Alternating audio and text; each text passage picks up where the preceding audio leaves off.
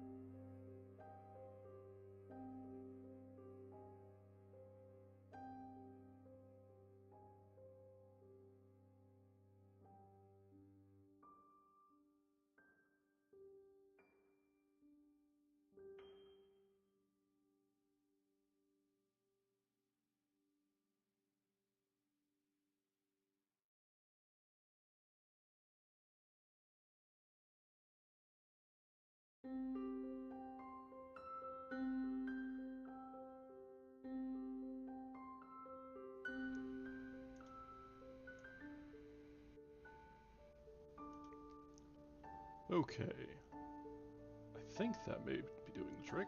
Let's go ahead and make sure that it is monitoring. Alright, yep, okay, that should do the trick. Now, the real question is, why did it... Oh, it switched over here, okay. Alright, yep, that did it. Alright.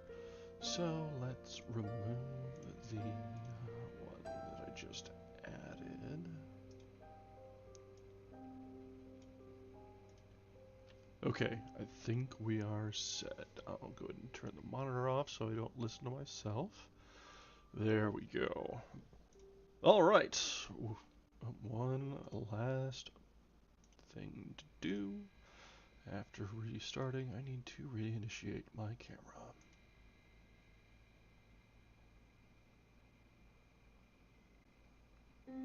There we go. Alright. I do believe we are off to the races. Sorry, many apologies for the delay, but we are ready to go. So let's just get things back off to a proper start.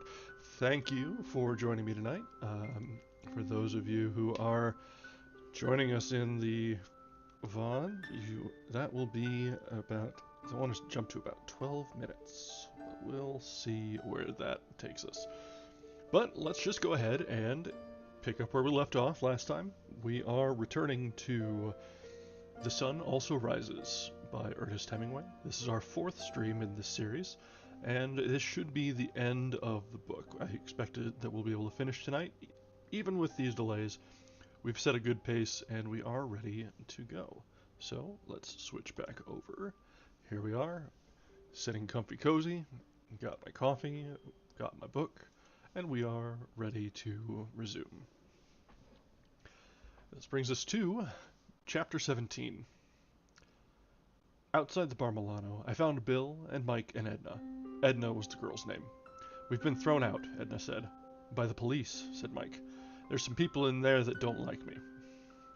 I've kept them out of 4 fights, Edna said. You've got to help me. Bill's face was red. Come back in, Edna, he said.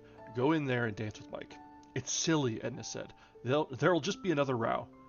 Damn Biarritz swine, Bill said. Come on, Mike said. After all, it's a pub. They can't occupy a whole pub. Good old Mike, Bill said. Damned English swine come here and insult Mike and try and spoil the fiesta. They're so bloody, Mike said. I hate the English. They can't insult Mike, Bill said. Mike is a swell fellow. They can't insult Mike. I won't stand it. Who cares if he's a damn bankrupt? His voice broke. Who cares? Mike said. I don't care. Jake doesn't care. Do you care? No, Edna said. Are you a bankrupt? Of course I am. You don't care, do you, Bill? Bill put his arm around Mike's shoulder. I wish to hell I was bankrupt. I'd show those bastards. They're just English, Mike said. It never makes any sense what the English say. The dirty swine, Bill said. I'm going to clean them out. Bill. Edna looked at me. Please don't go in again. Bill, they're so stupid. That's it, said Mike. They're stupid. I knew that was what it was. They can't say things like that about Mike, Bill said. Do you know them? I asked Mike. No, I never saw them. They say they know me. I won't stand it, Bill said. Come on, let's get over to the Suizo, I said. They're a bunch of Edna's friends from Biarritz, Bill said. They're simply stupid, Edna said. One of them's Charlie Blackman, from Chicago, Bill said. I was never in Chicago, Mike said. Edna started to laugh and could not stop. Take me away from here, she said, you bankrupts. What kind of a row was it? I asked Edna. We were walking across the square to the Suizo. Bill was gone. I don't know what happened, but someone had the police called to keep Mike out of the back room. There were some people that had known Mike at Cannes. But what's the matter with Mike? Probably he owes them money, I said. That's what people usually get bitter about. In front of the ticket booths, out in the square, there were two lines of people waiting. They were waiting on chairs or crouched on the ground with blankets and newspapers around them. They were waiting for the wickets to open in the morning to buy tickets for the bullfight. The night was clearing and the moon was out. Some of the people in the line were sleeping. At the Café Suizo, we had just sat down and ordered Fundador when Robert Kahn came up. Where's Brett? He asked. I don't know. She was with you. She must have gone to bed. She's not. I don't know where she is. His face was sallow under the light. He was standing up. Tell me where she is. Sit down, I said. I don't know where she is. The hell you don't! You can shut your face. Tell me where Brett is. I'll not tell you a damn thing. You know where she is. If I did, I wouldn't tell you. Oh, go to hell, Con, Mike called from the table. Brett's gone off with the bullfighter chap. They're on their honeymoon. You shut up. Oh, go to hell, Mike said languidly. Is that where she is? Con turned to me. Go to hell. She was with you. Is that where she is? Go to hell. I'll make you tell me. He stepped forward. You damn pimp. I swung at him and he ducked. I saw his face duck sideways in the light. He hit me and I sat down on the pavement. As I started to go on my feet, he hit me twice. I went down backward under a table. I tried to get up and I felt I did not have any legs. I felt I must get up on my feet and try to hit him. Mike helped me up. Someone poured a carafe of water on my head. Mike had an arm around me and I found I was sitting on a chair. Mike was pulling at my ears. I say, you are cold, Mike said.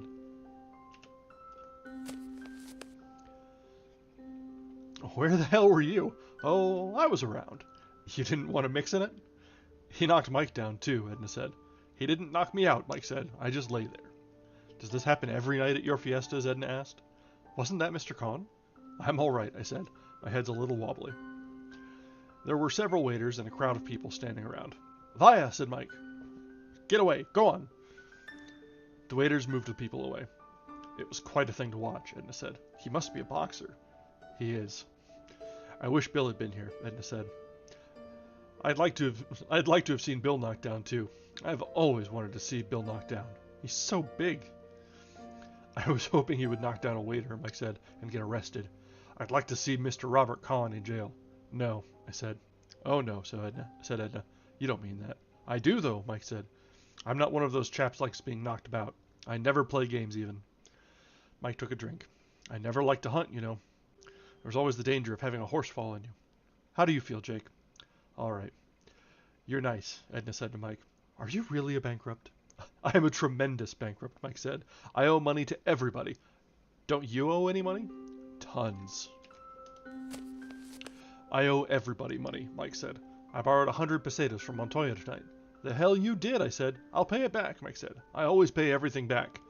That's why you're a bankrupt, isn't it? Edna said. I stood up. I had heard them talking from a long way away. It all seemed like some bad play. I'm going over to the hotel, I said. Then I heard them talking about me. Is he all right? Edna asked. We'd better walk with him. I'm all right, I said. Don't come. I'll see you all later. I walked away from the cafe. They were sitting at the table. I looked back at them and at the empty tables. There was a waiter sitting at one of the tables with his head in his hands. Walking across the square to the hotel, everything looked new and changed. I had never seen the trees before. I had never seen the flagpoles before, nor the front of the theater. It was all different. I felt as I felt once coming home from an out-of-town football game. I was carrying a suitcase with my football things in it, and I walked up the street from the station in the town I had lived in all my life, and it was all new. They were raking the lawns and burning leaves in the road, and I stopped for a long time and watched. It was all strange. Then I went on, and my feet seemed to be a long way off, and everything seemed to have come from a long way off, and I could hear my feet walking a great distance away. I had been kicked in the head early in the game. It was like that crossing the square. It was like that going up the stairs in the hotel.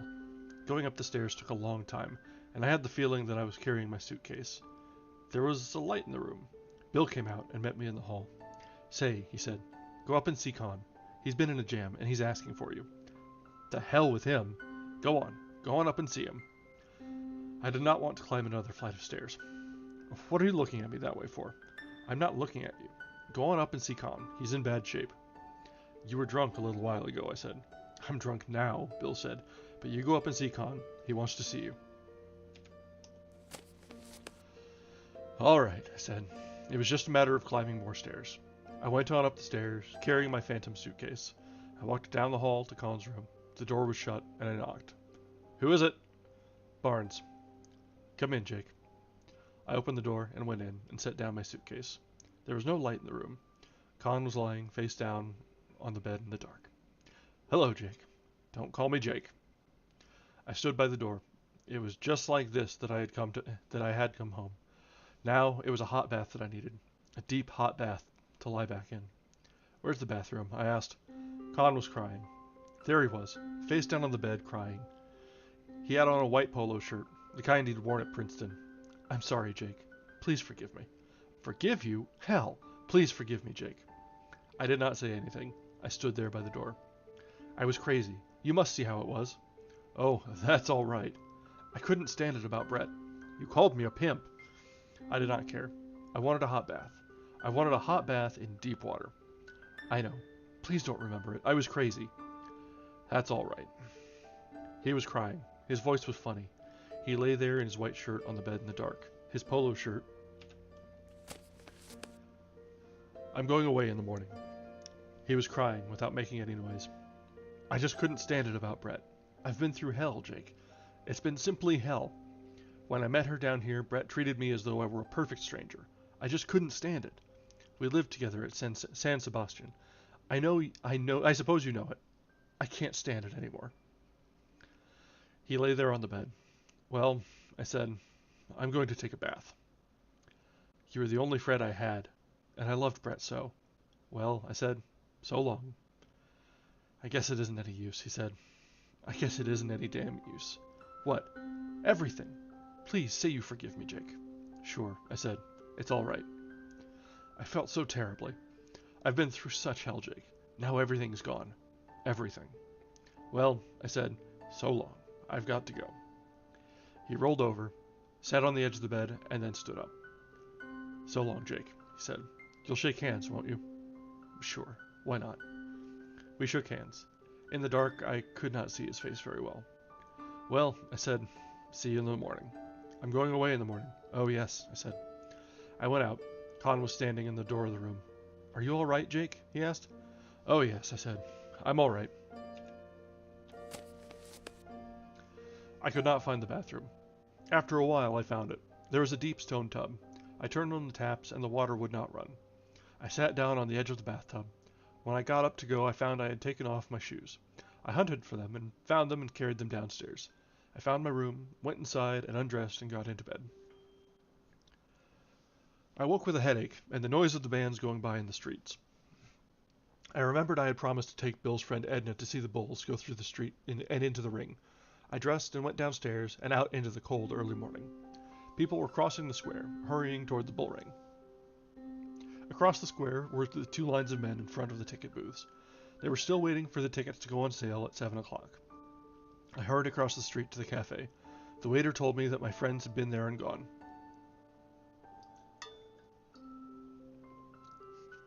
How many were they? 2 gentlemen and a lady. That was all right. Bill and Mike were with Edna. She had been afraid last night they would pass out. That was why I was to be sure to take her. I drank the coffee and hurried with the other people toward the bull ring. I was not groggy now. There was only a bad headache. Everything looked sharp and clear, and the town smelt of the early morning. The stretch of ground from the edge of the town to the bull ring was muddy. There was a crowd all along the fence that led to the ring, and the outside balconies and the top of the bull ring were solid with people. I heard the rocket, and I knew I could not get into the ring in time to see the bulls come in, so I shoved through the crowd to the fence. I was pushed close against the planks of the fence. Between the two fences of the runway, the police were clearing the crowd along. They walked or trotted on into the bull ring. Then people commenced to come running. A drunk slipped and fell. 2 policemen grabbed him and rushed him over to the fence. The crowd were running fast now. There was a great shout from the crowd, and putting my head through between the boards, I saw the bulls just coming out of the street into the long-running pen. They were going fast and gaining on the crowd. Just then, another drunk started out from the fence with a blouse in his hands. He wanted to do cape work with the bulls. The 2 policemen tore out, collared him. One hit him with a club, and they dragged him against the fence and stood flattened out against the fence as the last of the crowd and the bulls went by. There were so many people running ahead of the bulls that the mass thickened and slowed up going through the gate into the ring, and as the bulls passed, galloping together, heavy, muddy-sided, horns swinging one shot ahead, caught a man in the running crowd in the back and lifted him in the air. Both the man's arms were by his sides. His head went back as the horde went in, and the bull lifted him and then dropped him. The bull picked another man running in front, but the man disappeared into the crowd, and the crowd was through the gate and into the ring with the bulls behind them. The red door of the ring went shut. The crowd on the outside balconies of the bull ring were pressing through on the inside. There was a shout, then another shout. The man who had been gored lay face down in the trampled mud. People climbed over the fence, and I could not see the man because the crowd was so thick around him. From inside the ring came the shouts. Each shout meant a charge by some bull into the crowd. You could tell by the degree of intensity in the shout how bad a thing it was that was happening. Then the rocket went up that meant the steers had gotten the bulls out of the ring and into the corrals. I left the fence and started back toward the town. Back in the town, I went to the cafe to have a second coffee and some buttered toast. The waiters were sweeping out the cafe and mopping off the tables. One came over and took my order. Anything happen at the Encierro? I didn't see it at all. One man was badly cogido. Where? Here. I put one hand on the small of my back and the other on my chest, where it looked as though the horn must have come through it. The waiter nodded his head and swept the crumbs from the table with his cloth. Badly cogido, he said. All for sport. All for pleasure. He went away and came back with the long-handled coffee and milk pots. He poured the milk and coffee. It came out of the long spouts in 2 streams into the big cup. The waiter nodded his head. Badly cogido. Through the back, he said. He put the pots down on the table and sat down in the chair at the table. A big horn wound. All for fun. Just for fun.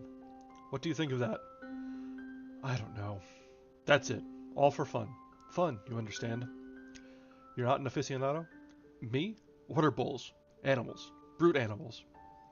He stood up and put his hand on the small of his back. Right through the back. A cornado right through the back. For fun, you understand. He shook his head and walked away, carrying the coffee pots. 2 men were going by in the street. The waiter shouted to them. They were grave-looking.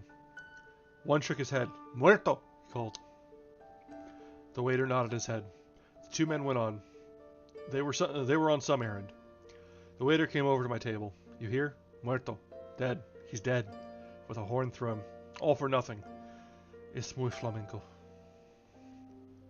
It's bad. Not for me, the waiter said. No fun in that for me. Later in the day, we learned that the man who was killed was named Vicente Girones and came from near Tafalla. The next day, in the paper, we read that he was 28 years old and had a farm, a wife, and 2 children. He had continued to come to the fiesta each year after he was married. The next day, his wife came in from Tafalla to be with the body, and the day after there was a service in the chapel of San Fermin, and the coffin was carried to the railway station by members of the Dancing and Drinking Society of Tafalla. The drums marched ahead, and there was music on the fifes, and behind the men who carried the coffin walked the wife and the 2 children. Behind them marched all the members of the Dancing and Drinking Societies of Pamplona, Estella, Tafalla, and Sangüesa, who could stay over for the funeral. The coffin was loaded into the baggage car of the train, and the widow and the 2 children rode, sitting, all 3 together, in an open, third-class railway carriage. The train started with a jerk, and then ran smoothly, going down grade along the edge of the plateau and out into the fields of grain that blew in on the wind on the plain on the way to Tafalla. The bull who killed Vicente Girones was named Bocanegra, was number 118 of the bull breeding establishment of Sanchez Tabermo, and was killed by Pedro Romero as the 3rd bill of that same afternoon. His ear was cut by popular acclamation and given to Pedro Romero, who in turn gave it to Brett, who wrapped it in a handkerchief belonging to myself, and left both ear and handkerchief, along with a number of Moratti cigarette stubs, shoved far back in the drawer of the bed table that stood beside her bed in the Hotel Montoya in Pamplona. Back in the hotel, the night watchman was sitting on a bench inside the door. He had been there all night and was very sleepy. He stood up as I came in. 3 of the waitresses came in at the same time. They had been to the morning show at the Bullring. They went upstairs laughing. I followed them upstairs and went into my room. I took off my shoes and lay down on the bed. The window was open onto the balcony, and the sunlight was bright in the room. I did not feel sleepy. It must have been 3:30 o'clock when I had gone to bed, and the bands had waked me at 6. My jaw was sore on both sides. I felt it with my thumb and fingers. That damn Khan. He should have hit somebody the first time he was insulted, and then gone away. He was so sure that Brett loved him. He was going to stay, and true love would conquer all.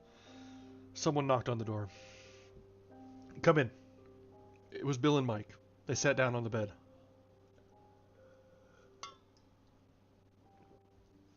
Some encierro, Bill said. Some encierro. I say, weren't you there? Mike asked. Ring for some beer, Bill. What a morning, Bill said. He mopped off his face. My God, what a morning. And here's old Jake, the human punching bag. What happened inside? Good God, Bill said. What happened, Mike? There were these bulls coming in, Mike said. Just ahead of them was the crowd, and some chap tripped and brought the whole lot of them down. And the bulls all came in right over them, Bill said. I heard them yell. That was Edna, Bill said.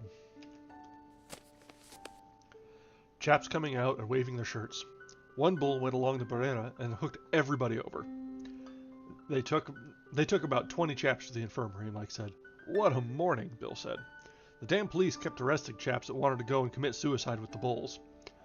The steers took them in the end, Mike said. It took about an hour.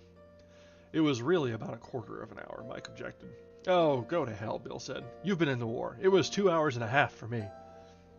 Where's that beer? Mike asked. What did you do with the lovely Edna? We took her home just now. She's gone to bed. How did she like it? Fine. We told her it was just like that every morning. She was impressed, Mike said. She wanted us to go down in the ring too, Bill said. She likes action. I said it wouldn't be fair to my creditors, Mike said. What a morning, Bill said. And what a night. How's your jaw, Jake? Mike asked. Sore, I said. Bill laughed. Why didn't you hit him with a chair? You can talk, Mike said. He'd have knocked you out too. I never saw him hit me. I rather think I saw him just before, and then, quite suddenly, I was sitting down in the street, and Jake was lying under a table. Where did he go afterward? I asked. Here she is, Mike said. Here's the beautiful lady with the beer. The chambermaid put the tray with the beer bottles and glasses down on the table. Now, bring up 3 more bottles, Mike said. Where did Con go after he hit me? I asked Bill. Don't you know about that? Mike was opening a beer bottle. He poured the beer into one of the glasses, holding the glass close to the bottle. Really? Bill asked. Why, he went in and found Brett and the bullfighter chap in the bullfighter's room, and then he massacred the poor bloody bullfighter. No. Yes. What a night, Bill said. He nearly killed the poor bloody bullfighter. Then, Con wanted to take Brett away. Wanted to make an honest woman of her, I imagine. Damn touching scene. He took a long drink of the beer. He is an ass. What happened? Brett gave him what for. She told him off. I think she was rather good. I'll bet she was, Bill said. Then Con broke down and cried, and wanted to shake hands with the bullfighter fellow. He wanted to shake hands with Brett, too. I know. He shook hands with me. Did he? Well, they weren't having any of it. The bullfighter fellow was rather good. He didn't say much, but he kept getting up and getting knocked down again. Con couldn't knock him out. It must have been damned funny. Where did you hear all this? Brett, I saw her this morning.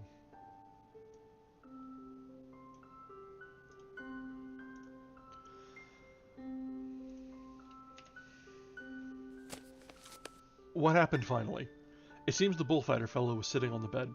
He'd been knocked down about 15 times, and he wanted to fight some more. Brett held him and wouldn't let him get up. He was weak, but Brett couldn't hold him up, and he got up. Then Con said he wouldn't hit him again.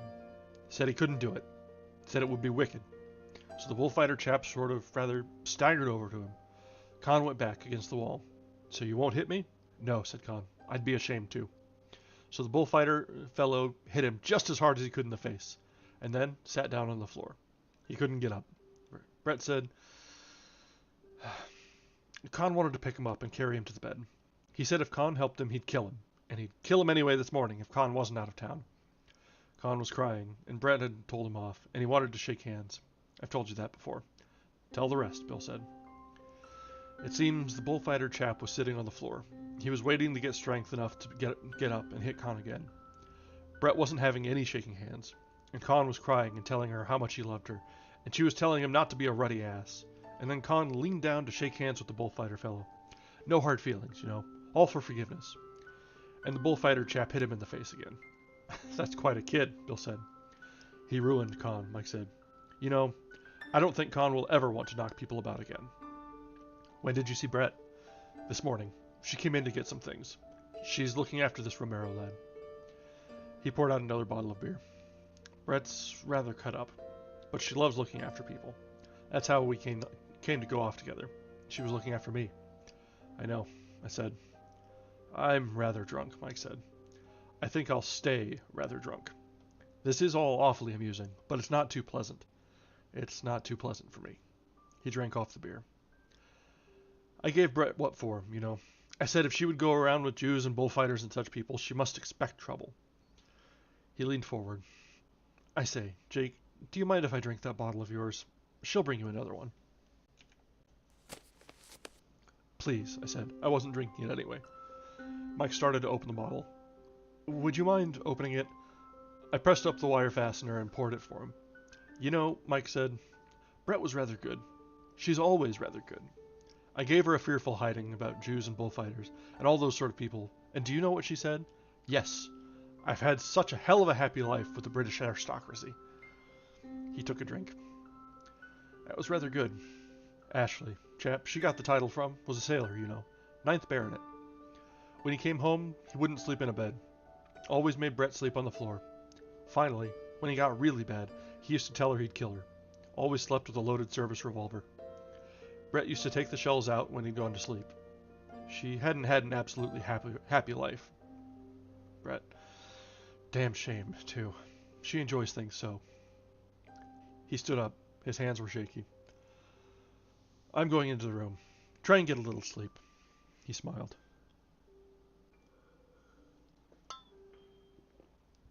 We go too long without sleep in these fiestas. I'm going to start now and get plenty of sleep. Damn bad thing not to get sleep. Makes you frightfully nervy.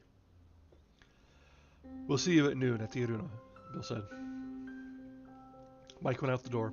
We heard him in the next room. He rang the bell and the chambermaid came and knocked at the door. Bring up half a dozen bottles of beer and a bottle of Fundador, Mike told her. Si, senorito. I'm going to bed, Bill said. Poor old Mike. I had a hell of a row about him last night. Where? At that Milano place? Yes. There was a fellow there that had helped pay Brett and Mike out of cans once. He was damn nasty. I know the story. I didn't. Nobody ought to have a right to say things about Mike. That's what makes it bad. They oughtn't to have any right. I wish to hell they hadn't have any right. I'm going to bed. Was anybody killed in the ring? I don't think so. Just badly hurt. A man was killed outside in the runway. Was there? Said Bill. And that was chapter 17. So things are definitely coming to a head. The whole situation with Brett and Robert is little extra, kind of the sort of soap opera you expect to see, honestly. But this is kind of as it's all coming to its climax, you see the pieces falling apart. I've got a little bit of coffee left. I should probably be able to get through this chapter, and then we'll take a quick break to refill. We're coming up on the end. There's only about another 2 chapters left. Okay, so here we are with chapter 18. At noon, we were all at the cafe. It was crowded. We were eating shrimps and drinking beer. The town was crowded. Every street was full. Big motor cars from Biarritz and San Sebastian kept driving up and parking around the square. They brought people for the bullfight. Sightseeing cars came up too. There was one with 25 Englishwomen in it. They sat in the big white car and looked through their glasses at the fiesta. The dancers were all quite drunk. It was the last day of the fiesta. The fiesta was solid and unbroken, but the motor cars and tourist cars made little islands of onlookers. When the cars emptied, the onlookers were absorbed into the crowd. You did not see them again except as sport clothes, odd looking at a table among the closely packed peasants in black smocks. The fiesta absorbed even the Biarritz English, so that you did not see them unless you passed close to a table. All the time there was music in the street. The drums kept on pounding, and the pipes were going. Inside the cafes, men, with their hands gripping the table or on each other's shoulders, were singing the hard-voiced singing. Here comes Brett, Bill said. I looked and saw her coming through the crowd in the square, walking, her head up, as though the fiesta were being staged in her honor, and she found it pleasant and amusing. Hello, you chaps, she said. I say, I have a thirst. Get another big beer, Bill said to the waiter. Shrimps? Is Colin gone? Brett asked. Yes, Bill said. He hired a car. The beer came. Brett started to lift the glass mug, and her hand shook. She saw it and smiled and leaned forward and took a long sip. Good beer. Very good, I said. I was nervous about Mike. I did not think he had slept. He must have been drinking all the time, but he seemed to be under control. I heard Con hurt you bad, Jake, Brett said. No, knocked me out, that was all. I say, he did hurt Pedro Romero, Brett said. He hurt him most badly. How is he? He'll be all right. He won't go out of the room. Does he look badly? Very. He was really hurt. I told him I wanted to pop out and see you chaps for a minute. Is he going to fight? Rather. I'm going with you, if you don't mind. How's your boyfriend? Mike asked. He had not listened to anything that Brett had said. Brett's got a bullfighter, he said. She had a Jew named Colin, but he turned out badly. Brett stood up. I am not going to listen to that sort of rot from you, Michael. How's your boyfriend? Damned well, Brett said. Watch him this afternoon. Brett's got a bullfighter, Mike said. A beautiful, bloody bullfighter. Would you mind walking over with me? I want to talk with you, Jake. Tell him all about your bullfighter, Mike said. Oh, to hell with your bullfighter. He tipped the table so that all the beers and the dish of shrimps went over in a crash. Come on, Brett said. Let's get out of this. In the crowd crossing the square, I said, How is it? I'm not going to see him after the lunch until the fight. His people came in and dressed him. They're very angry about me, he says. Brett was radiant. She was happy. The sun was out and the day was bright.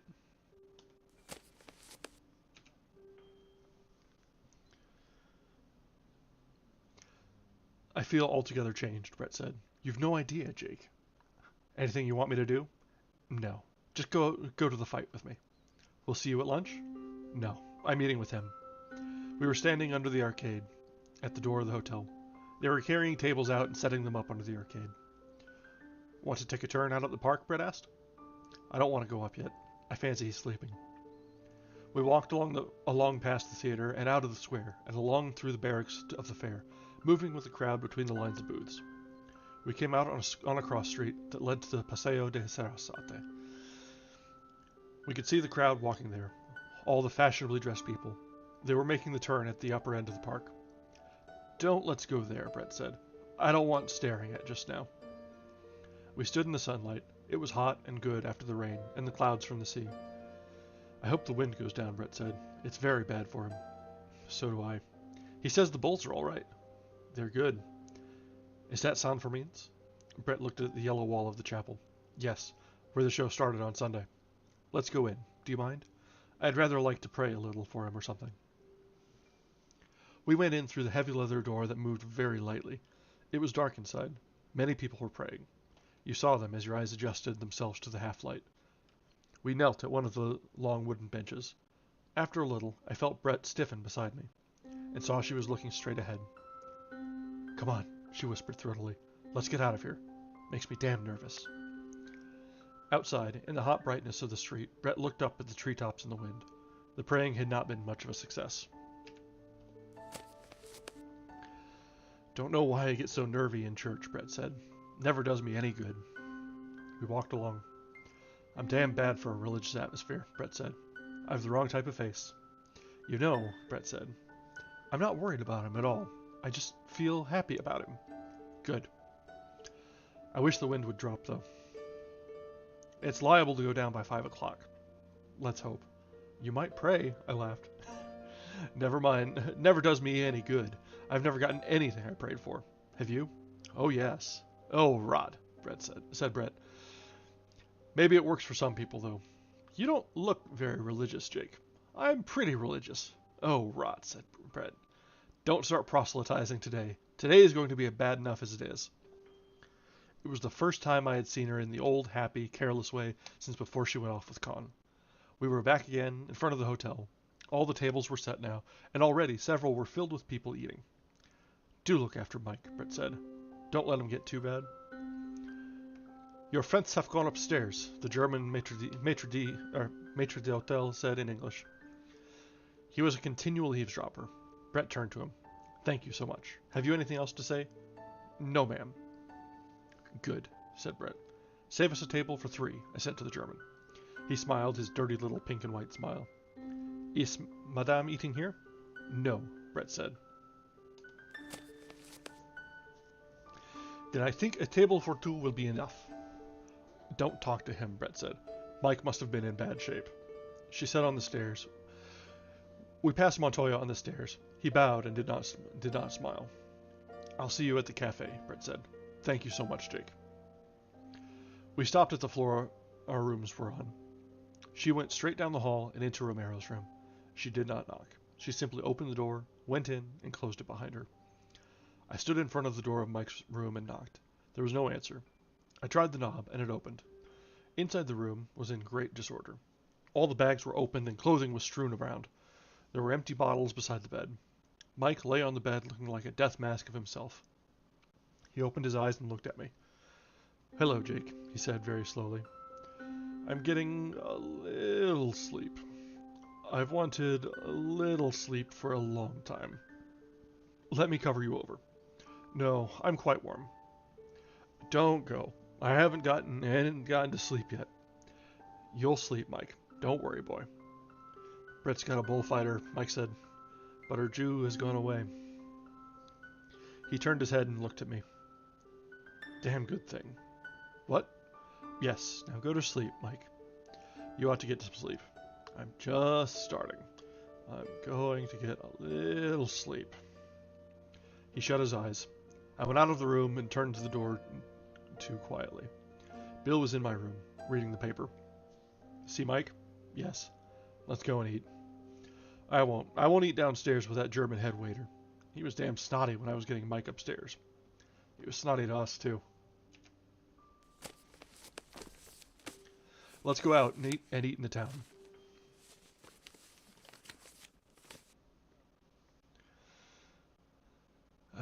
We went down the stairs. On the stairs, we passed a girl coming up with a covered tray. There goes Brett's lunch, Bill said. And the kids, I said. Outside, on the terrace, under the arcade, the German head waiter came up. His red cheeks were shiny. He was being polite. I have a table for two for your gentlemen, he said. Go sit at it, Bill said. We went out across the street. We ate at a restaurant in a side street off the square.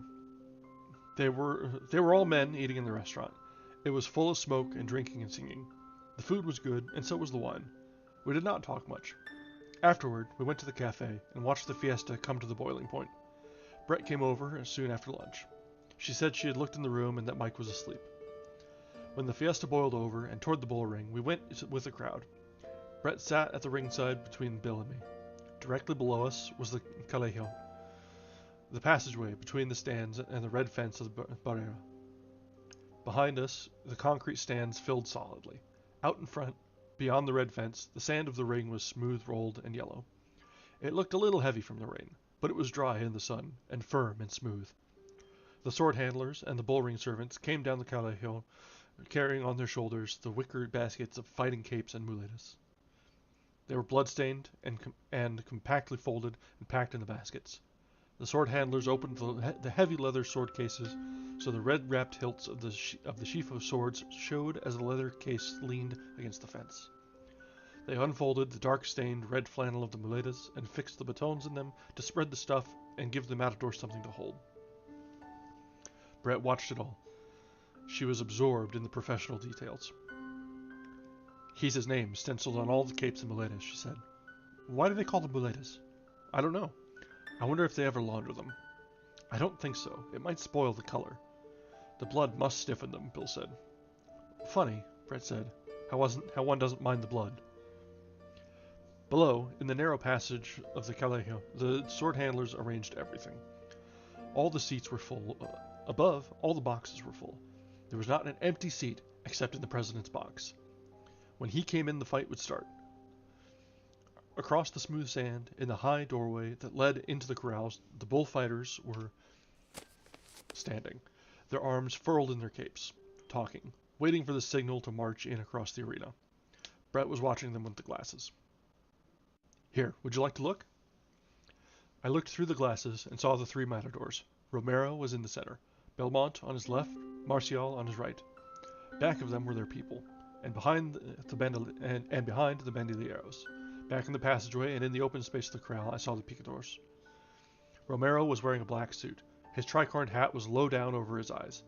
I could not see his face clearly under the hat, but it looked badly marked. He was looking straight ahead. Marcial was smoking a cigarette guardedly, holding it in his hand.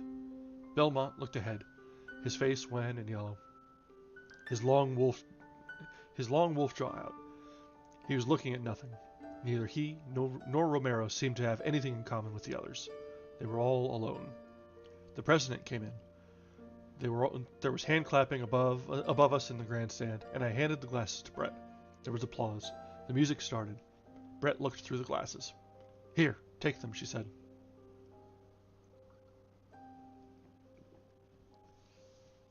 Through the glasses, I saw Belmont speak to Romero. Marcial straightened up and dropped his cigarette. And looking straight ahead, their heads back, their free arms swinging, the three matadors walked out. Behind them came all the procession, opening out, all striding in step, all the capes furled, everybody with free arms swinging, and behind rode the picadors, their picks raising like lances. Behind all came the two trains of mules and the bull-ring servants. The matadors bowed, holding their hats on before the president's box, and then came over to the barrera below us. Pedro Romero took off his heavy, gold-brocaded cape and handed it over the fence to his sword handler. He said something to the sword handler. Close below us, we saw Romero's lips were puffed. Both eyes were discolored. His face was discolored and swollen. The sword handler took the cape, looked up at Brett, and came over to us and handed us the cape. Spread it out in front of you, I said. Brett leaned forward. The cape was heavy and smoothly stiff with gold. The sword handler looked back and shook his head. He said something. A man beside me leaned over toward Brett. He doesn't want you to spread it, he said. You should fold it and keep it in your lap. Brett folded the heavy cape. Romero did not look up at us. He was speaking to Belmont. Belmont had sent his formal cape over to some friends. He looked across them and smiled. His wolf smile that was only with the mouth. Romero leaned over the barrera and asked for the water jug.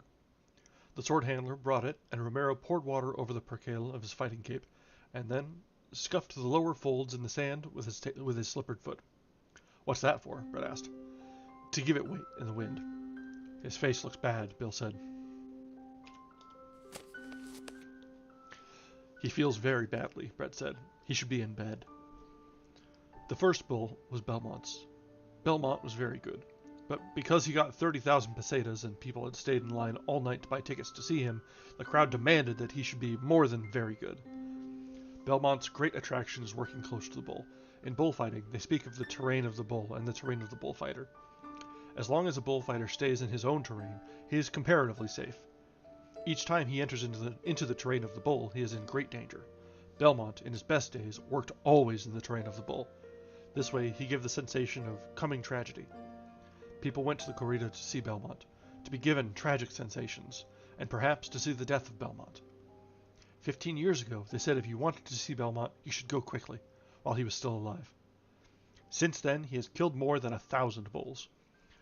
When he retired, the legend grew up about how his bullfighting had been, and when he came out of retirement, the public were disappointed because no real man could work as close to the bulls as Belmont was supposed to have done. Not, of course, even Belmont. Also, Belmont imposed conditions and insisted that his bulls should not be too large, nor too dangerously armed with horns. And so the element that was necessary to give the sensation of tragedy was not there.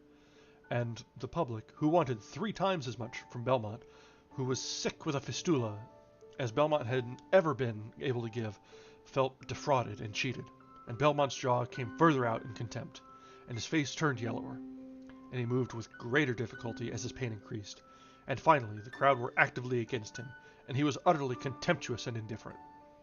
He had meant to have a great afternoon, and instead it was an afternoon of sneers, shouted insults, and finally a volley of cushions and pieces of bread and vegetables thrown down at him in the plaza where he had his greatest triumphs. His jaw only went further out.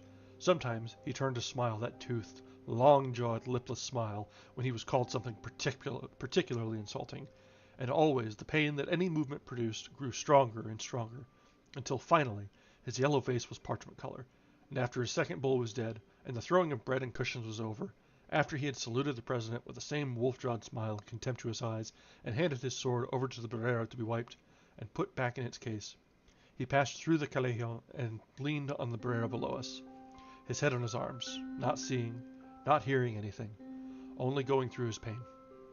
When he looked up, finally, he asked for a drink of water. He swallowed a little, rinsed his mouth, spat the water, and took his cape, and went back into the ring. Because they were against Belmont, the public were for Romero.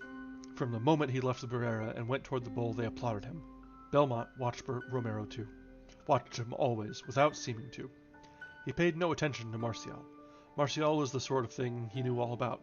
He had come out of retirement to compete with Martial, knowing it was a competition gained in advance. He had expected to compete with Martial and the other stars of the decadence of bullfighting, and he knew that the sincerity of his own bullfighting would be so set off by the false aesthetics of the bullfighters of the decadent period that he would only have to be in the ring. His return from retirement had been spoiled by Romero. Romero did always, smoothly, calmly, and beautifully what he, Belmont, could only bring himself to do now sometimes. The crowd felt it. Even the people from Biarritz. Even the American ambassador saw it. Finally. It was a competition that Belmont would not enter, because it would lead only to a bad horn wound or death. Belmont was no longer well enough. He no longer had his greatest moments in the bull ring. He was not sure there were any great moments. Things were not the same, and now life only came in flashes.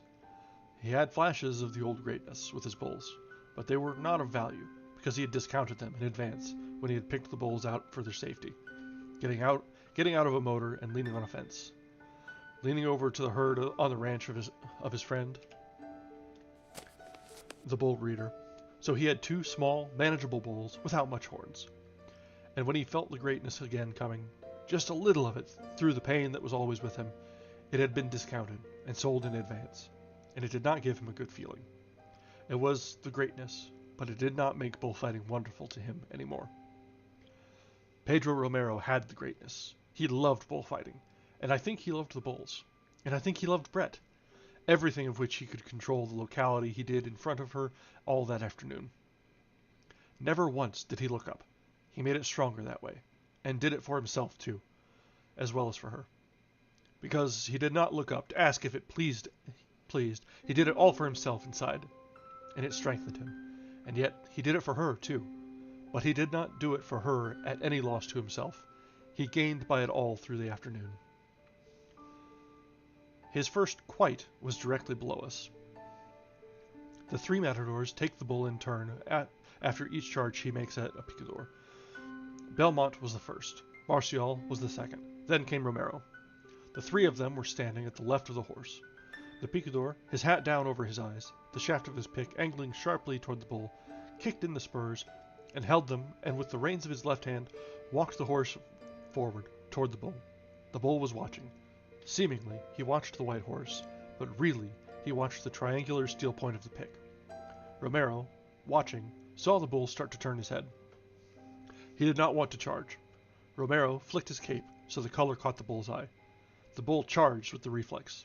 Charged, and found not the flash of color, but a white horse.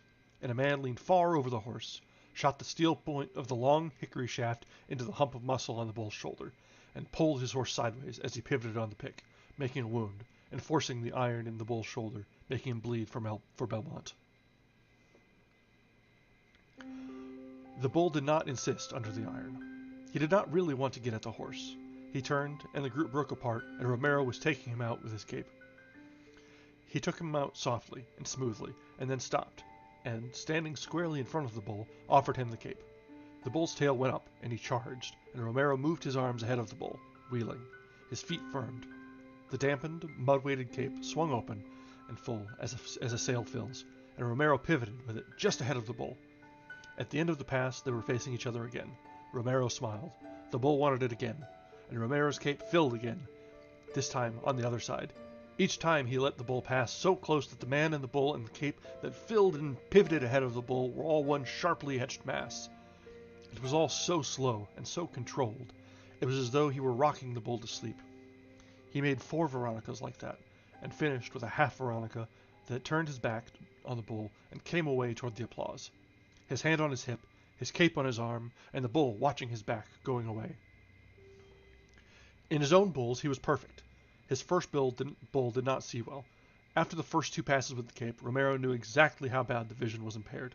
He worked accordingly. It was not brilliant bullfighting. It was only perfect bullfighting. The crowd wanted the bull changed. They made a great row. Nothing very fine could happen with a bull that could not see the lures. But the president would not order him replaced. Why don't they change him? Brett asked. They've paid for him. They don't want to lose their money. It's hardly fair to Romero. Watch how he handles a bull that can't see the color. It's the sort of thing I don't like to see. It was not nice to watch if you cared anything about the person who was doing it. With the bull who could not see the colors of the capes, or the scarlet flannel of the muleta, Romero had to make the bull consent with his body. He had to get so close that the bull saw his body and would start for it, and then shift the bull's charge to the flannel and finish out the pass in the classic manner. The Biarritz crowd did not like it. They thought Romero was afraid, and that was why they gave him that little sidestep each time as he transferred the bull's charge from his own body to the final. They preferred Belmont's imitation of himself, or Martial's imitation of Belmont. There were 3 of them in the row behind us. What's he afraid of the bull for? The bull's so dumb he only goes after the cloth. He's just a young bullfighter. He hasn't learned it yet. But I thought he was fine with the cape before. Probably he's nervous now. Out in the center of the ring, all alone, Romero was going on with the same thing. Getting so close that the bull could see him plainly, offering the body, offering it again a little closer. The bull watching dully. Then, so close that the bull thought he had him, offering again, and finally drawing the charge, and then, just before the horns came, giving the bull the red cloth to follow with a little, almost imperceptible jerk that so offended the critical judgment of Biarritz bullfight experts. He's going to kill now, I said to Brett. The bull's still strong. He wouldn't wear himself out. Out in the center of the ring, Romero profiled in front of the bull, drew the sword out from the folds of the muleta, rose on his toes, and sighted along the blade. The bull charged, as Romero charged. Romero's left hand dropped the muleta over the bull's muzzle to blind him. His left shoulder went forward between the horns as the sword went in, and for just an instant, he and the bull were one. Romero way out over the bull, the right arm extended high up to where the hilt of the sword had gone in between the bull's shoulders. Then the figure was broken. There was a little jolt as Romero came clear, and then he was standing, one hand up, facing the bull, his shirt ripped out from under the sleeve, the white blowing in the wind, and the bull, the red sword hilt tight between his shoulders, his head going down, and his legs settling. "There he goes," Bill said. Romero was close enough so the bull could see him, his hands still up. He spoke to the bull. The bull gathered himself, then his head went forward and went over slowly. Then, all over, suddenly, 4 feet in the air. They handed the sword to Romero, and carrying it, blade down, the muleta in his other hand, he walked over to in front of the president's box, bowed, straightened, and came over to the barrera and handed over the sword and muleta. "Bad one," said the sword handler. "He made me sweat," said Romero. He wiped off his face. The sword handler handed him the water jug. Romero wiped his lips. It hurt him to drink out of the jug. He did not look up at us. Martial had a big day. They were still applauding him when Romero's last bull came in. It was the bull that had sprinted out and killed the man in the morning running. During Romero's first bull, his hurt face had been very noticeable. Everything he did showed it. All the concentration of the awkwardly delicate working with the bull that could not see well brought it out. The fight with Colin had not touched his spirit, but his face had been smashed, and his body hurt. He was wiping all that out now. Each thing that he did with this bull wiped that out a little cleaner. It was a good bull, a big bull, and with horns. And it turned and recharged easily and surely. He was what Romero wanted in bulls. When he had finished his work with the muleta and was ready to kill, the crowd made him go on. They did not want the bull killed yet. They did not want it to be over. Romero went on. It was like a course in bullfighting. All the passes he linked up, all completed, all slow, templed and smooth. There were no tricks and no mystifications. There was no brusqueness, and each pass, as it reached the summit, gave you a sudden ache inside. The crowd did not want it ever to be finished. The bull was squared on all 4 feet to be killed, and Romero killed directly below us. He killed not as he had been forced to by the last bull, but as he wanted to. He profiled directly in front of the bull, drew the sword out of the folds of the muleta, and sighted along the blade. The bull watched him. Romero spoke to the bull and tapped one of his feet. The bull charged, and Romero waited for the charge, the muleta held low, sighting along the blade, his feet firm. Then, without taking a step forward, he became one with the bull. The sword was in high between the shoulders. The bull had followed the low-swung flannel, then disappeared as Romero lurched clear to the left, and it was over. The bull tried to go forward. His legs commenced to settle. He swung from side to side, hesitated, then went down on his knees, and Romero's older brother leaned forward behind him and drove a short knife into the bull's neck at the base of the horns. The first time, he missed. He drove the knife in again, and the bull went over, twitching and rigid. Romero's brother, holding the bull's horn in one hand, the knife in the other, looked up at the president's back. Handkerchiefs were waving all over the bull ring. The president looked down from the box and waved his handkerchief. The brother cut the notched black ear from the dead bull and trotted it over with it to Romero. The bull lay heavy and black on the sand, his tongue out. Boys were running toward him from all parts of the arena, making a little circle around him. They were starting to dance around the bull. Romero took the ear from his brother and held it up toward the president. The president bowed, and Romero, running to get ahead of the crowd, came toward us. He leaned up against the barrera and gave the ear to Brett. He nodded his head and smiled. The crowd were all about him. Brett held down the cape. "You liked it?" Romero called. Brett did not say anything. They looked at each other and smiled. Brett had the ear in her hand. "Don't get bloody," Romero said, and grinned. The crowd wanted him. Several boys shouted at Brett.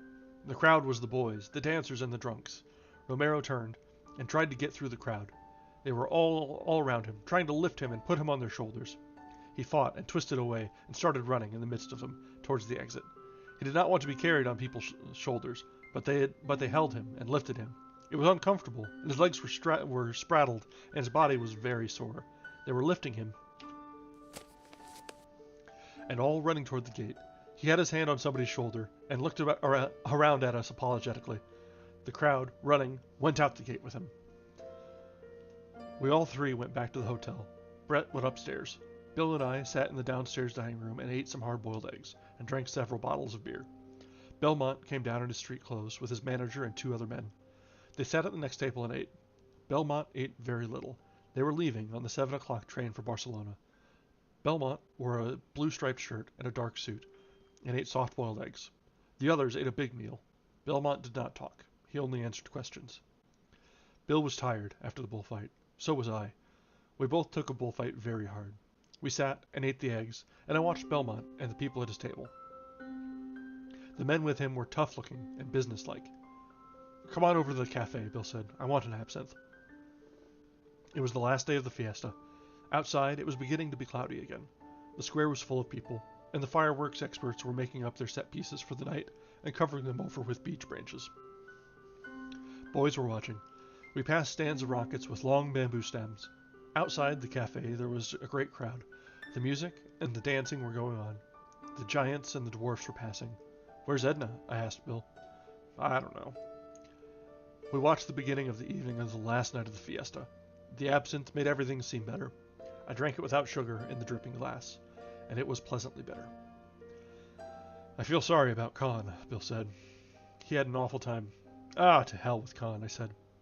"Where do you suppose he went?" "Up to Paris." "What do you suppose he'll do?" "Oh, to hell with him." "What do you suppose he'll do?" "Pick it up with his old girl, probably." "Who is his old girl?" "Somebody named Frances." We had another absinthe. "When do you go back?" I asked. "Tomorrow." After a little while, Bill said, "Well, it was a swell fiesta." "Yes," I said. "Something doing all the time. You wouldn't believe it. It's like a wonderful nightmare." "Sure," I said. "I'd believe anything, including nightmares." "What's the matter? Feel low?" "Low as hell." "Have another absinthe. Here, waiter, another absinthe for the senor." "I feel like hell," I said. "Drink that," said Bill. "Drink it slow." It was beginning to get dark. The fiesta was going on. I began to feel drunk, but I did not feel any better. "How do you feel?" "I feel like hell." "Have another?" "It won't do any good." "Try it. You can't tell. Maybe this is the one that gets by." "Hey, waiter, another absinthe for the senor." I poured the water directly into it and stirred it instead of letting it drip. Bill put in a lump of ice. I stirred the ice around it with a spoon in the brownish, cloudy mixture. "How is it?" "Fine." "Don't drink it fast that way. It'll make you sick." I set down the glass. I had not meant to drink it fast. "I feel tight." "You ought to." "That's what you wanted, wasn't it?" "Sure. Get tight. Get over your damn depression." "Well, I'm tight. Is that what you want?" "Sit down." "I won't sit down," I said. "I'm going over to the hotel." I was very drunk. I was drunker than I ever remembered having been. At the hotel, I went upstairs. Brett's door was open.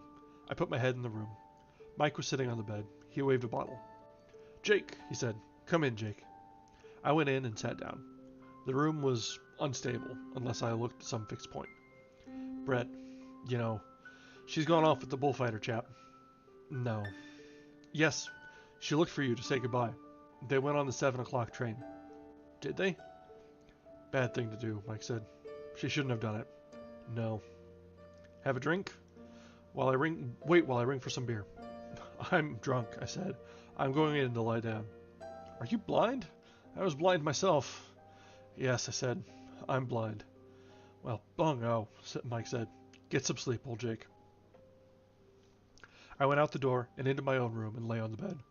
The bed went sailing off, and I sat up in bed and looked at the wall to make it stop. Outside in the square, the fiesta was going on. It did not mean anything. Later, Bill and Mike came in and to get me and to go down and eat with them. I pretended to be asleep. "He's asleep. Better let him alone." "He's blind as a tick," Mike said. They went out. I got up and went to the balcony and looked out at the dancing in the square. The world was not wheeling anymore.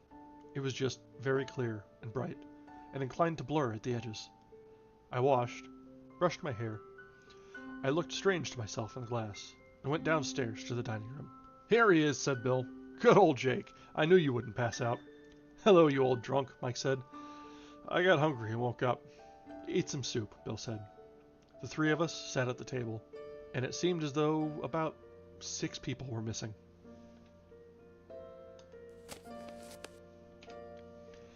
That's the end of book 2 of The Sun Also Rises. There are only 3, and actually this last book is only a chapter long, so we are very near to the end. I'm going to step away for just a moment, top up my drink a little bit, and get ready for this last stretch. Maybe have a little bit of a talk and a reflection on things as I get back before we get back into the reading. So be just a moment.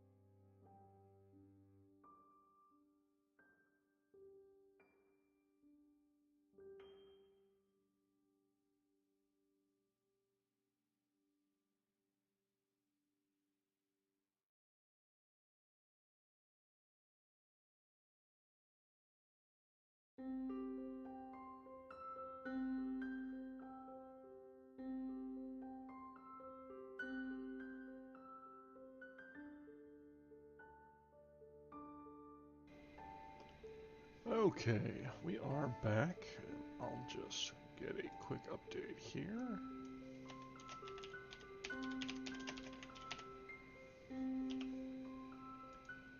We are past coffee. It is pushing past 9 o'clock. It's a little late for some extra caffeine just yet. And we're toward the end of the book, so we'll relax and have a good old time of it. Zoe has decided to join me on the desk. You may hear her if she decides to speak up. We'll see. But otherwise, she's just going to hang out here. Yeah, so that was the end of book 2. It was the climax of the fiesta, the bullfight. Romero and Khan and Brett, the whole situation coming to a head. Brett playing around and breaking everyone's hearts, and Khan being unhealthily attached, lashing out against everyone. And the kid Romero through it all carrying out. So it's all the human dramas that come of it, and you wonder how any of these people get by. But it is what it is, isn't it? There's the little foibles and fumbles that come through, and these supposedly grown adults that have had a wealth of experience, been through the First World War is what is for the background there, and some of them are veterans, and some of them have seen through it all and had their ups and downs in life, and they're still acting like teenagers, it seems. So we all sort of catch our own little bits of life and see what we want out of it, or catch what we can. Well, let's go ahead and get back to this. It's the last chapter, book 3 of The Sun Also Rises. Chapter 19. In the morning, it was all over. The fiesta was finished. I woke about 9 o'clock, had a bath, dressed, and went downstairs. The square was empty, and there were no people on the streets. A few children were picking up rocket sticks in the square. The cafes were just opening, and the waiters were carrying out the comfortable white wicker chairs and arranging them around the marble-topped tables in the shade of the arcade. They were sweeping the streets and sprinkling them with a hose. I sat in one of the wicker chairs and leaned back comfortably. The waiter was in no hurry to come. The white paper announcements of the unloading of the bulls and the big schedules of special trains were still up on the pillars of the arcade. A waiter, wearing a blue apron, came out with a bucket of water and a cloth, and he commenced to tear down the notices. Pulling the paper off in strips, and washing and rubbing away the paper that stuck to the stone, the fiesta was over. I drank a coffee, and after a while Bill came over. I watched him come walking across the square, and sat down at the table and ordered a coffee. Well, he said, it's all over. Yes, I said. When do you go? I don't know. We better get a car, I think. Aren't you going back to Paris? No, I can stay another week. I think I'll go to San Sebastian. I want to get back. What's Mike going to do? He's going to Saint-Jean-de-Luz. Let's get a car, and I'll go as far as Bayonne. You can get the train up from there tonight. Good. Let's go after lunch. All right, I'll get the car. We had lunch and paid the bill. Montoya did not come near us. One of the maids brought the bill. The car was outside. The chauffeur piled and strapped the bags on top of the car and put them in beside him and in the front seat, and we got in. The car went out of the square, along through the side streets, out under the trees, and down the hill and away from Pamplona. It did not seem like a very long ride. Mike had a bottle of Fundador. I only took a couple of drinks. We came over the mountains and out of Spain and down the white roads and through the overfoliaged, wet, green Basque country, and finally into Bayonne. We left Bill's baggage at the station, and he bought a ticket to Paris. His train left at 7:10. We came out of the station. The car was standing out in front. What shall we do about the car? Bill asked. Oh, bother the car, Mike said. Let's just keep the car with us. All right, Bill said. Where shall we go? Let's go to Biarritz and have a drink. Old Mike the Spender, Bill said. We drove into Biarritz and left the car outside a very rich place. We went into the bar and sat on high stools and drank a whiskey and soda. That drink's mine, Mike said. Let's roll for it. We rolled poker dice out of a deep leather dice cup. Bill was out first roll. Mike lost to me and handed the bartender a 100-franc note. The whiskeys were 12 francs apiece. We had another round, and Mike lost again. Each time, he gave the bartender a good tip. In a room off the bar, there was a good jazz band playing. It was a pleasant bar. We had another round. I went out on the first roll with 4 kings. Bill and Mike rolled. Mike won the first roll with 4 jacks. Bill won the second. On the final roll, Mike had 3 kings and let them stay. He handed the dice cup to Bill. Bill rattled them and rolled, and there were 3 kings, an ace, and a queen. It's yours, Mike, Bill said. Old Mike the gambler. I'm so sorry, Mike said. I can't get it. What's the matter? I've no money, Mike said. I'm stony. I've just 20 francs. Here, take 20 francs. Bill's face sort of changed. I just had enough to pay Montoya. Damned lucky to have it, too. I'll cash you a check, Bill said. That's damn nice of you. But, you see, I can't write checks. What are you going to do for money? Oh, some will come through. I have 2 weeks' allowance should be here. I can live on tick at this pub in St. Jean. What do you want to do about the car? Bill asked me. Do you want to keep it on? It doesn't make any difference. Seems sort of idiotic. Come on, let's have another drink, Mike said. Fine. This one is on me. Has Brett any money? He turned to Mike. I shouldn't think so.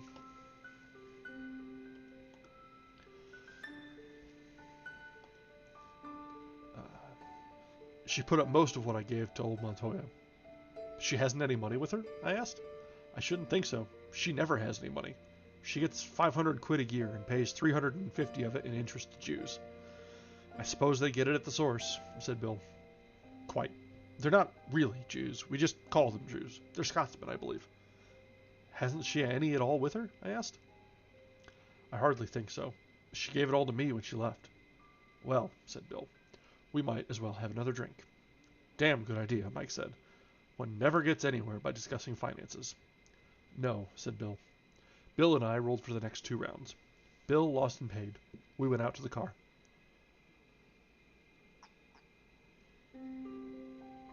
Anywhere you'd like to go, Mike? Bill asked.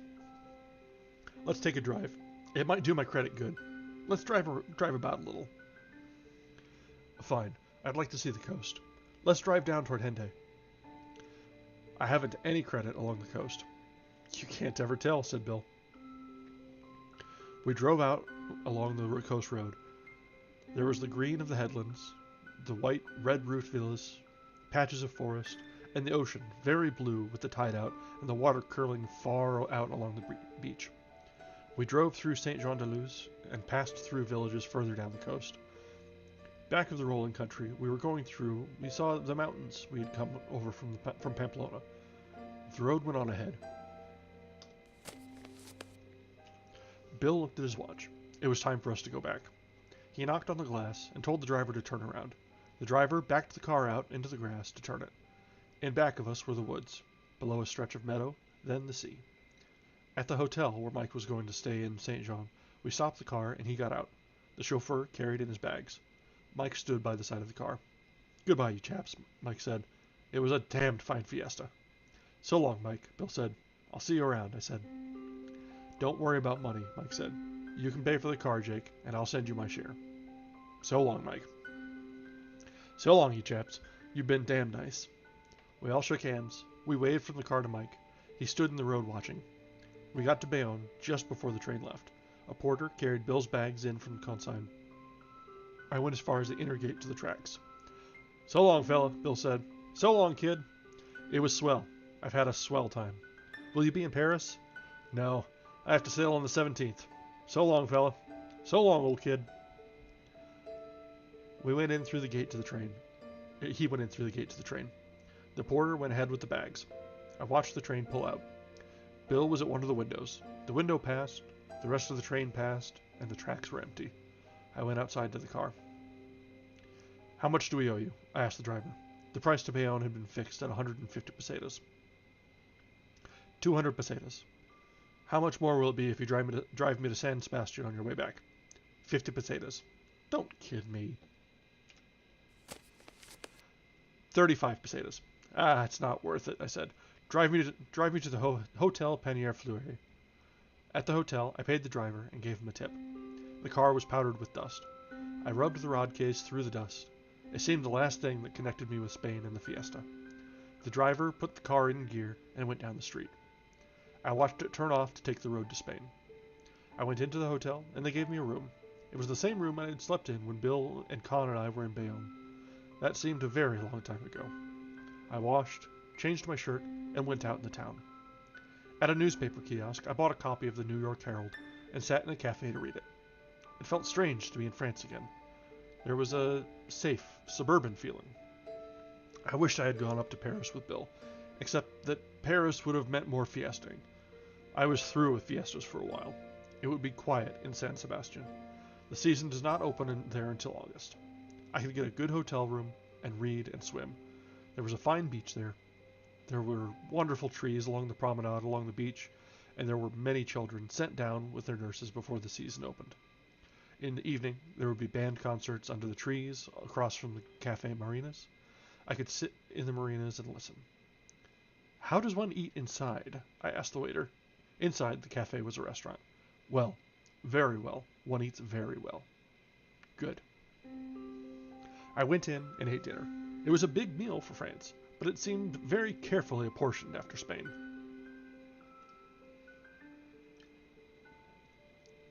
I drank a bottle of wine for company. It was a Chateau Margaux.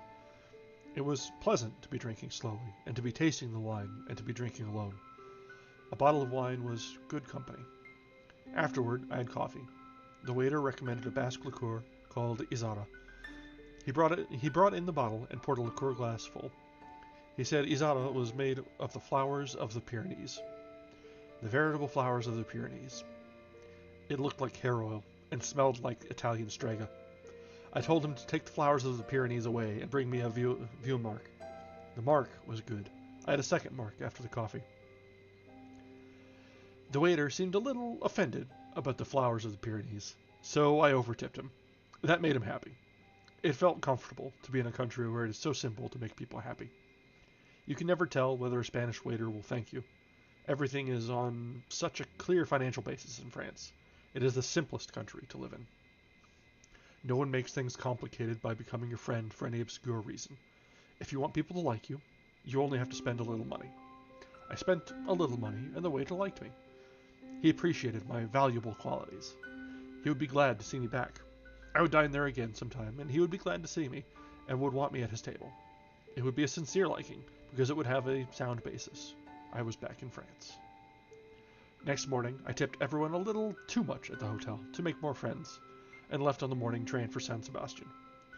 At the station, I did not tip the porter more than I should, because I did not think I would ever see him again. I only wanted a few good French friends in Bayonne, to make me welcome in case I should ever come back here. I knew that if they remembered me, their friendship would be loyal. At noon, we had to change trains and show passports. I hated to leave France. Life was so simple in France. I felt I was a fool to be going back into Spain. In Spain, you could not tell about anything. I felt like a fool to be going back into it, but I stood in line with my passport, opened my bags for the customs, bought a ticket, went through a gate, climbed onto the train, and after 40 minutes and 8 tunnels, I was at San Sebastian. Even on a hot day, San Sebastian has a certain early morning quality. The trees seem as though their leaves were never quite dry. The streets feel as though they had just been sprinkled. It is always cool and shady on certain streets on the hottest day. I went to a hotel in the town where I had stopped before, and they gave me a room with a balcony that opened out above the roofs of the town. There was a green mountainside beyond the roofs. I unpacked my bags and stacked my books on the table beside the head of the bed, put out my shaving things, hung up some clothes in the big armoire, and made up a bundle for the laundry. Then I took a shower in the bathroom and went down to lunch. Spain had not changed to summertime, so I was early. I set my watch again. I had recovered an hour by coming to San Sebastian. As I went into the dining room, the concierge brought me a police bulletin to fill out. I signed it and asked him for 2 telegraph forms, and wrote a message to the Hotel Montoya, telling him to forward all mail and telegrams for me to this address. I calculated how many days I would be in San Sebastian, and then wrote out a wire to the office, asking them to hold mail, but forward all wires for me to San Sebastian for 6 days. Then I went in and had lunch. After lunch, I went up to my room, read a while, and went to sleep. When I woke, it was 4:30. I found my swimming suit, wrapped it with a comb and a towel, and went downstairs and walked up the street to the Concha. The tide was about halfway out. The beach was smooth and firm, and the sand yellow. I went into a bathing cabin, undressed, put on my suit, and walked across the sand to the sea. The sand was warm under bare feet. There were quite a few people in the water and on the beach. Out beyond, where the headlands of the Concha almost met to form the harbor, there was a white line of breakers and the open sea. Although the tide was going out, there were a few slow rollers.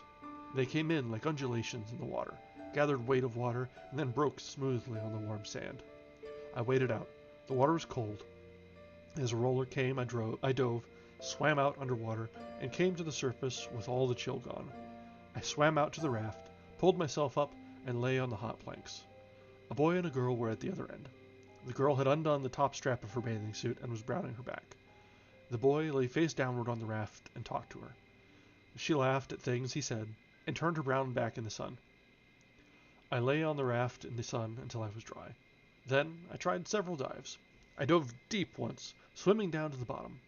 I swam with my eyes open, and it was green and dark. The raft made a dark shadow. I came out of water beside the raft, pulled up, dove once more, holding it for length, and then swam ashore. I lay on the beach until I was dry, then went into the bathing cabin, took off my suit, sloshed myself with fresh water, and rubbed dry. I walked around the harbor, under the trees to the casino, and then up one of the cool streets to the Cafe Marinas. There was an orchestra playing inside the cafe, and I sat out on the terrace and enjoyed the fresh coolness in the hot day. I had a glass of lemon juice and shaved ice, and then a long whiskey and soda. I sat in front of the marinas for a long time and read and watched the people and listened to the music.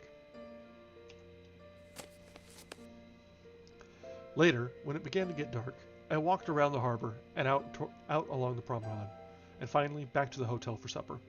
There was a bicycle race on, and the Tour de Pays Basque, and the riders were stopping that night in San Sebastian. In the dining room, at one side, there was a long table of bicycle riders, eating with their trainers and managers. They were all French and Belgians, and paid close attention to their meal, but they were having a good time. At the head of the table were two good-looking French girls, with much Rue de Faubourg Montmartre chic. I could not make out whom they belonged to. They all spoke in slang at the long table, and there were many private jokes, and some jokes at the far end that were not repeated when the girls asked to hear them. The next morning, at 5 o'clock, the race resumed with the last lap, San Sebastian Bilbao. The bicycle riders drank much wine, and were burned and browned by the sun. They did not take the race seriously, except among themselves. They had raced among themselves so often that it did not make much matter who won. That it did not make much difference who won, especially in a foreign country. The money could be arranged. The man who had a matter of 2 minutes lead in the race had an attack of boils, which were very painful. He sat on the small of his back. His neck was very red, and the blond hairs were sunburned. The other riders joked about his boils. He tapped on the table with his fork. "Listen," he said, "tomorrow my nose is so tight on the handlebars that the only thing touches those boils is a lovely breeze." One of the girls looked at him down the table, and he grinned and turned red. The Spaniards, they said, did not know how to pedal. I had coffee out on the terrace with the team manager of one of the big bicycle manufacturers. He said it had been a very pleasant race, and would have been worth watching if Bottecchia had not abandoned it at Pamplona. The dust had been bad, but in Spain, the roads were better than in France. Bicycle road racing was the only sport in the world, he said. Had I ever followed the Tour de France? Only in the papers. The Tour de France was the greatest sporting event in the world. Following and organizing the road races had made him know France. Few people know France. All spring and all summer and all fall he spent on the road with bicycle road racers. Look at the number of motor cars now that followed the riders from town to town in a road race. It was a rich country, and more sportive every year. It would be the most sportive country in the world. It was bicycle road racing did it. That and football. He knew France. La France sportive. He knew road racing. We had a cognac. After all, though, it wasn't bad to get back to Paris. There is only one Paname. In all the world, that is. Paris is the town the most sportive in the world. Did I know the Chope de Negre? Did I not? I would see him there sometime. I certainly would. We would drink another fine together. We certainly would. They started at 6 o'clock, less a quarter in the morning. Would I be up for the depart? I would certainly try to. Would I like him to call me? It was very interesting. I would like to leave a call at the desk. He would not mind calling me. I could not let him take the trouble. I would leave a call at the desk. We said goodbye until the next morning. In the morning, when I woke, the bicycle riders and their following cars had been on the road for 3 hours. I had coffee and the papers in bed, and then dressed and took my bathing suit down to the beach. Everything was fresh and cool and damp in the early morning. Nurses in uniform and in peasant costume walked under the trees with children. The Spanish children were beautiful. Some bootblacks sat together under a tree talking to a soldier. The soldier had only one arm. The tide was in, there was a good breeze and a surf on the beach. I undressed in one of the bath cabins, crossed the narrow line of beach and went into the water. I swam out to swim through the rollers, but having to dive sometimes. Then in the quiet water I turned and floated. Floating, I saw only the sky, and felt the drop and lift of the swells. I swam back to the surf and coasted in, face down on a big roller.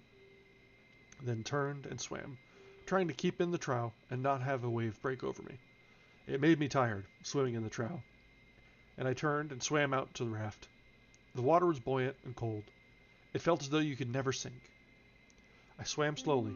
It seemed like a long swim with the high tide, and then pulled up on the raft and sat, dripping on the boards that were becoming hot in the sun. I looked around at the bay, the old town, the casino, the line of trees along the promenade, and the big hotels with their white porches and gold-lettered names. Off on the right, almost closing the harbor, was a green hill with a castle. The raft rocked with the motion of the water. On the other side of the narrow gap that led into the open sea was another high headland. I thought I would like to swim across the bay, but I was afraid of cramp. I sat in the sun and watched the bathers on the beach. They looked very small. After a while I stood up, gripped with my toes on the edge of the raft as it tipped with my weight, and dove cleanly and deeply, to come up through the lightning water, blew the salt water out of my head, and swam slowly and steadily in to shore. After I was dressed and had paid for the bath cabin, I walked back to the hotel. The bicycle racers had left several copies of Le Auto around, and I gathered them up in the reading room and took them out and sat in an easy chair in the sun to read about and catch up on French sporting life. While I was sitting there, the concierge came out with a blue envelope in his hand. "A telegram for you, sir." I poked my finger along under the fold that was fastened down, spread it open, and read it. It had been forwarded from Paris. "Could you come Hotel Montoya, Madrid? Am rather in trouble. Brett." I tipped the concierge and read the message again. A postman was coming along the sidewalk. He turned in the hotel. He had a big mustache and looked very military. He came out of the hotel again. The concierge was just behind him. "Here's another telegram for you, sir." "Thank you," I said. I opened it. It was forwarded from Pamplona. "Could you come Hotel Montoya, Madrid? I am rather in trouble, Brett." The concierge stood there, waiting for another tip, probably. "What time is there a train for Madrid?" "It left at 9 this morning. There is a slow train at 11, and the Sud Express at 10 tonight. Get me a berth on the Sud Express. Do you want the money now?" "Just as you wish," he said. "I will have it put on the bill." "Do that." Well, that meant San Sebastian all shot to hell, I suppose. Vaguely, I had expected something of the sort. I saw the concierge standing in the doorway. "Bring me a telegram form, please." He brought it out, and I took out my fountain pen and printed, "Lady Ashley, Hotel Montoya, Madrid. Arriving Sud Express, tomorrow. Love, Jake." That seemed to handle it. That was it. Send a girl off with one man, introduce her to go off with him. Now go and bring her back, and sign the wire with love. That was it all right. I went into lunch. I did not sleep that much that night on the Sud Express. In the morning, I had breakfast in the dining car and watched the rock and pine country between Avila and Escorial. I saw the Escorial out of the window, gray and long and cold in the sun, and did not give a damn about it. I saw Madrid come up over the plain, a compact white skyline on the top of a little cliff off across the sun-hardened country. The Norte station in Madrid is the end of the line. All trains finish there. They don't go on anywhere. Outside were cabs and taxis and a line of hotel runners. It was like a country town. I took a taxi and climbed up through the gardens, by the empty palace and the unfinished church on the edge of the cliff, and on up until we were in the high, hot, modern town. The taxi coasted down a smooth street to the Puerta del Sol, and then through the traffic and out into Carrera San Geronimo. All the shops had their awnings down against the heat. The windows on the sunny side of the street were shuttered. The taxi stopped at the curb. I saw the sign Hotel Montana on the second floor. The taxi driver carried the bags in and left them by the elevator. I could not make the elevator work, so I walked up. On the second floor was a cut-up brass sign, Hotel Montana. I rang, and no one came to the door. I rang again, and a maid with a sullen face opened the door. "Is Lady Ashley here?" I asked. She looked at me, dully. "Is an Englishwoman here?" She turned and called someone inside. A very fat woman came to the door. Her hair was gray and stiffly oiled in scallops around her face. She was short and commanding. "Muy buenos," I said. "Is there an Englishwoman here? I would like to see this English lady." "Muy buenos. Yes, there is a female English. Certainly, you can see her if she wishes to see you." "She wishes to see me." "The chica will ask her." "It is very hot." "It is very hot in the summer in Madrid." "And how cold in the winter." "Yes, it is very cold in the winter." Did I want to stay myself in person in the Hotel Montana? Of that, as yet, I was undecided. But it would give me pleasure if my bags were brought up from the ground floor in order that they might not be stolen. Nothing was ever stolen in the Hotel Montana.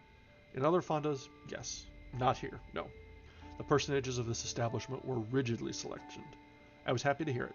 Nevertheless, I would welcome the upbringing of my bags. The maid came in and said that the female English wanted to see the male English now, at once. "Good," I said. "You see, it is as I said." Clearly. I followed the maid's back down a long, dark corridor. At the end, she knocked on a door. "Hello," said Brett. "Is it you, Jake?" "It's me." Come in, come in." I opened the door. The maid closed it after me. Brett was in bed. She had just been brushing her hair and held the brush in her hand.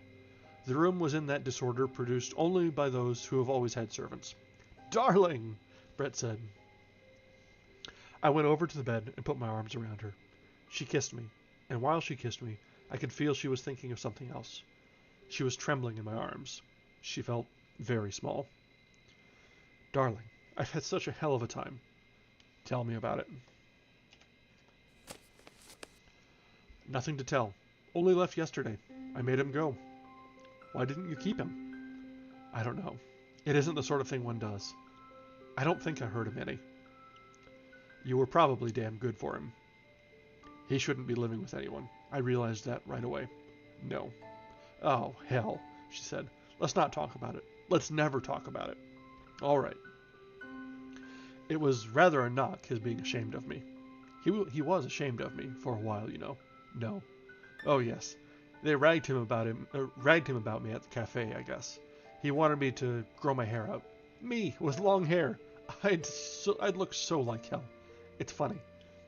He said it would make me more womanly. I'd look a fright. What happened?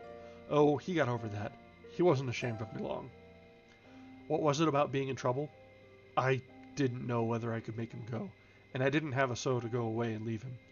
So, tried to give him a lot of money, you know. I told him that I had scads of it. He knew that was a lie. I couldn't take his money, you know. No. Oh, let's not talk about it. There were some funny things, though. Do give me a cigarette. I lit the cigarette. He learned his English as a waiter in Gib. Yes.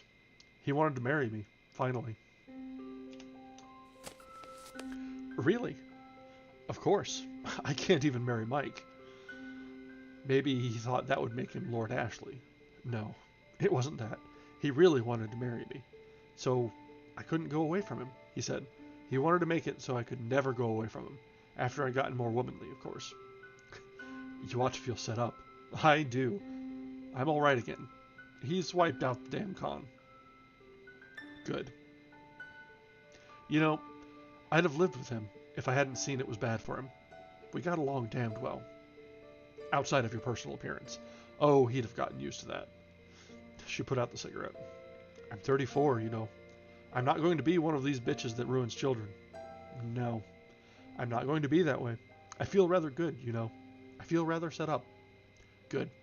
She looked away. I thought she was looking for another cigarette. Then I saw she was crying. I could feel her crying. Shaking and crying. She wouldn't look up. I put my arms around her. Don't let's ever talk about it. Please, don't let's ever talk about it. Dear Brett. I'm going back to Mike. I could feel her crying as I held her close. He's so damn nice, and he's so awful. He's my sort of thing. She would not look up. I stroked her hair. I could feel her shaking. I won't be one of those bitches, she said. But, oh, Jake, please, let's never talk about it. We left the Hotel Montana. The woman who ran the hotel would not let me pay the bill. The bill had been paid. Oh, well, let it go, Brett said. It doesn't matter now. We rode in a taxi to the Palace Hotel, left the bags, arranged for berths on the Sud Express for the night, and went into the bar of the hotel for a cocktail. We sat on high stools at the bar while the barman shook the martinis in a large nickeled shaker. It's funny what a wonderful gentility you get in the bar of a big hotel, I said. Barmen and jockeys are the only people who are polite anymore.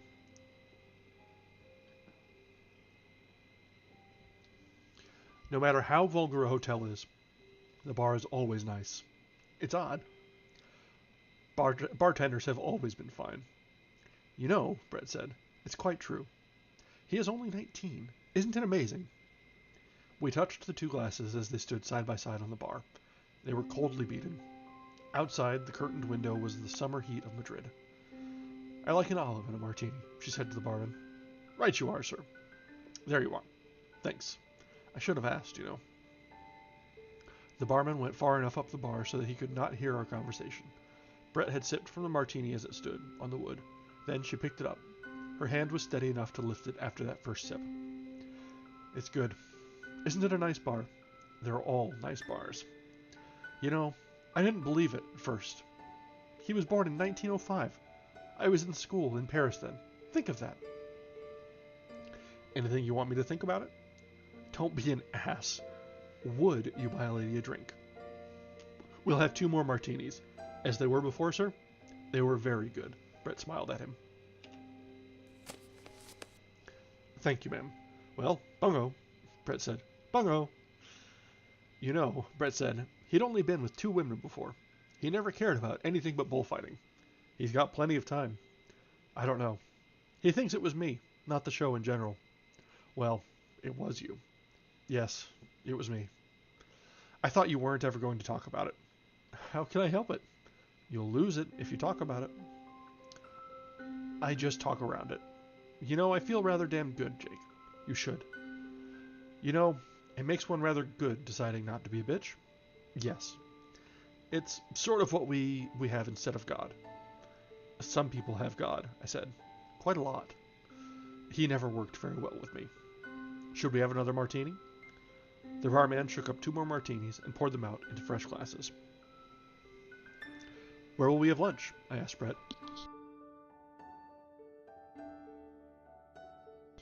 Ooh. Where will we have lunch? I asked Brett. The bar was cool. You could feel the heat outside through the window. Here? Asked Brett. It's rotten here in the hotel. Do you know a place called Boughton's? I asked the barman. Yes, sir. Would you like me to write out the address? Thank you. We lunched upstairs at Boughton's. It is one of the best restaurants in the world. We had roast young suckling pig and drank Rioja Alta. Brett did not eat much. She never ate much. I ate a very big meal and drank 3 bottles of Rioja Alta. How do you feel, Jake? Brett asked. My God, what a meal you've eaten. I feel fine. Do you want a dessert? Lord, no. Brett was smoking. You like to eat, don't you? She said. Yes, I said. I like to do a lot of things. What do you like to do? Oh, I said. I like to do a lot of things. Don't you want a dessert? You asked me that once, Brett said. Yes, I said. So I did. Let's have another bottle of Rioja Alta. It's very good. You haven't drunk much of it, I said. I have. You haven't seen. Let's get 2 bottles, I said. The bottles came. I poured a little in my glass, then a glass for Brett, then filled my glass. We touched glasses. Bungo, Brett said. I drank my glass and poured out another. Brett put her hand on my arm. Don't get drunk, Jake, she said. You don't have to. How do you know? Don't, she said. You'll be all right. I'm not getting drunk, I said. I'm just drinking a little wine. I like to drink wine. Don't get drunk, she said. Jake, don't get drunk. Want to go for a ride? I said. Want to ride through the town? Right, Brett said. I haven't seen Madrid. I should see Madrid. I'll finish this, I said. Downstairs, we came out through the first floor dining room to the street. A waiter went for a taxi. It was hot and bright. Up the street was a little square with trees and grass where the taxis were parked. A taxi came up the street, the waiter hanging out at the side. I tipped him and told the driver where to drive, and got in beside Brett. The driver started up the street. I settled back. Brett moved close to me. We sat close against each other. I put my arm around her, and she rested against me comfortably. It was very hot and bright, and the houses looked sharply white. We turned out onto the Grand Via. Oh, Jake, Brett said. We could have had such a damn good time together. Ahead was a mounted policeman in khakis, directing traffic. He raised his baton.